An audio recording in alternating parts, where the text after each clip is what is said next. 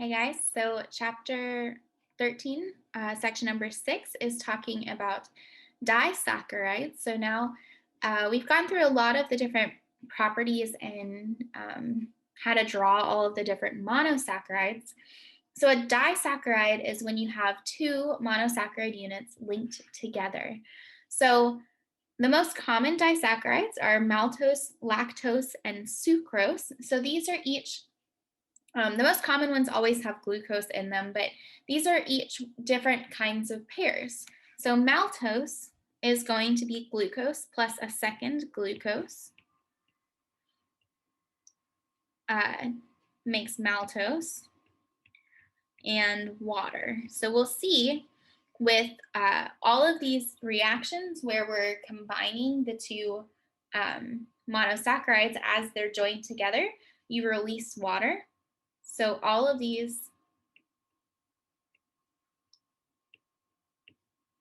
are technically a form of dehydration reactions in that they produce water. So we're not, in these kinds of reactions, we're not making double bonds like the dehydration reactions we learned back with our alcohols. We're doing a kind of, we're linking two things together in order to make an ether, but that releases water.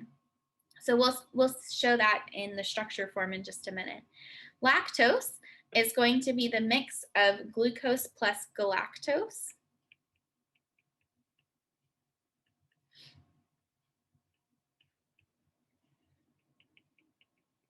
And then lastly, sucrose, which is the one that we most commonly see around, I guess, our food is, because it's table sugar, is glucose plus fructose.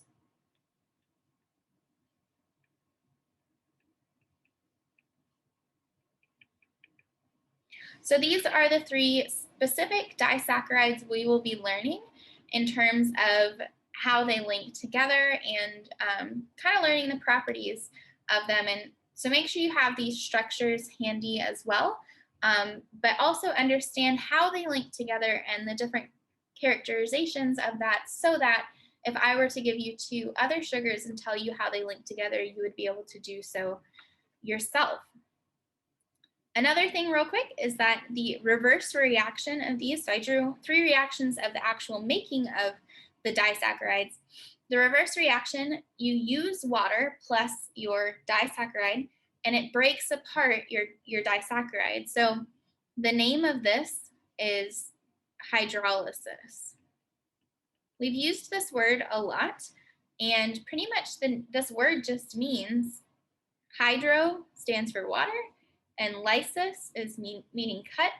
So we're breaking apart our sugar using water.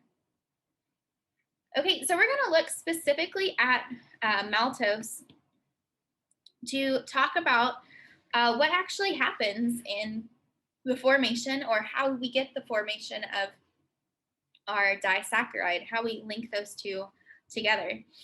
So again, in maltose, as we listed above, we have two glucose units. So I'm going to label them.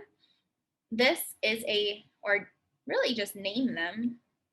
When we name our sugars, we need to say which enantiomer it is, as well as if it's alpha or beta. So we look at this carbon number 1 and to know if it's alpha or beta. So this one is going down. So it's going to be alpha D-glucose. So I know it's D-glucose because I've referenced this many times before. I also told you we have two glucoses coming together. But if I didn't tell you the name of what this sugar was, you could go back to your reference table and match up where the hydroxides are and find out that it is D-glucose.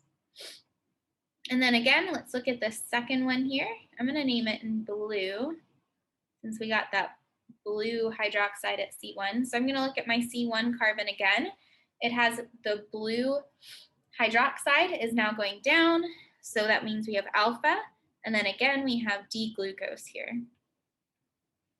So two alpha D-glucose molecules. What's going to happen is that they are going to combine at these two red hydroxides. So the one of the hydroxides and one of the hydrogens are going to form water. Those two form water. And this bond that was here before, let's draw it in pink. This bond is going to interact with our oxygen and now make an ether bond. So the one oxygen, it starts out with two oxygens and two hydrogens. We're going to take away water, and then to fill in where that other oxygen bond was, the oxygen is going to create an ether between the two sugars. So now we have, at this position, we have an ether where there were the two hydroxides. This is called a glycosidic bond. That's the name of this overall when you have a bond between the two sugars, an ether bond between the two sugars. It's called a glycosidic bond. And when we have a glycosidic bond, we need to be able to characterize them as well, because this is not the only type of glycosidic bond that you can have. So you can have this particular one, which we're going to name by the alpha or beta of the end. So we'll show that in a minute. And then also which carbon numbers are being connected between the two. So the first part, I'll go ahead and tell you the name of this kind of glycosidic bond, and then we can discuss where we got it from. So let's do blue. This is going to be an alpha 1,4 glycosidic bond. Okay, so this alpha here is talking about the stereocenter at, or which direction the locked in sugar is going to be. So you see here, actually, let's switch this color real quick so that we have something a little bit different. Maybe let's do pink.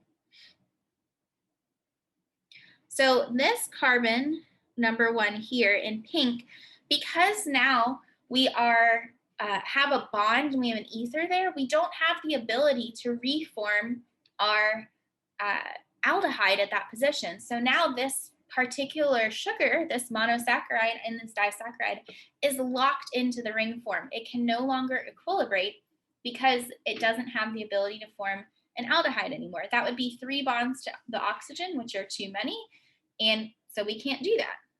I'm going to make that spot a little bit smaller. There we go. So this, the sugar on the left is now locked into its ring form.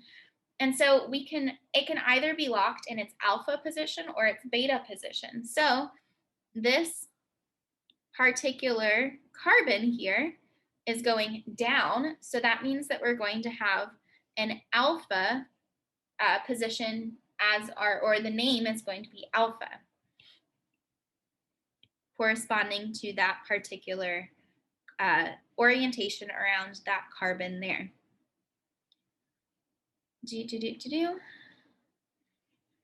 So I'm going to write that it comes from the fact that we started the first monosaccharide in our disaccharide was an alpha D glucose. So we had an alpha position there. We need an alpha to show this bond. Then the 1,4 is talking about which alcohols on which carbon numbers we're talking about. So on the first monosaccharide on the left, like you're reading a book, we are connected at carbon number 1 because that's where the carbonyl carbon was. That's carbon number 1 in our Fischer structures. That's at carbon number 1. And then over on the second monosaccharide, we have carbon number 1. Again, is going to be where this blue carbon is because that's where our carbonyl carbon would be in our Fischer projection. And then we're going to count around 2, 3, 4. So the carbon number 1 of one monosaccharide and the carbon number 4 of the other monosaccharide are what's linked together. So then we have a 1,4 linkage here.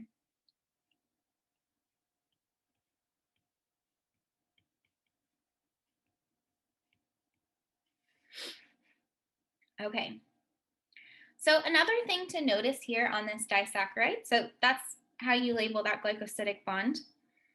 Another thing to notice on this disaccharide is the fact that this hydroxide group over here is still free. It's called a free hydroxide, is the name of it.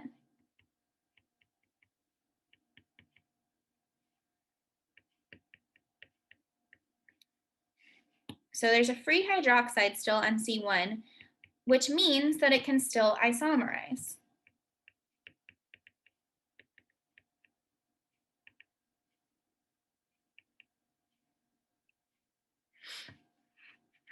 That also means that because it can still isomerize, that maltose is a reducing sugar. So that particular sugar disaccharide, so the end of that monosaccharide, that particular monosaccharide within this disaccharide can still open and close. And in its open form, it then is an aldehyde because it is an aldose. So maltose is a reducing sugar.